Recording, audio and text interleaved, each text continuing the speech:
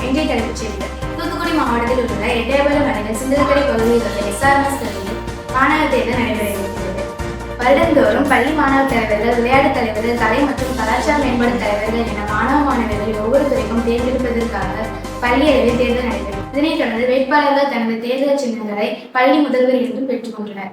அதன் செய்தி தொகுப்புகளை இப்போது காண்போம்.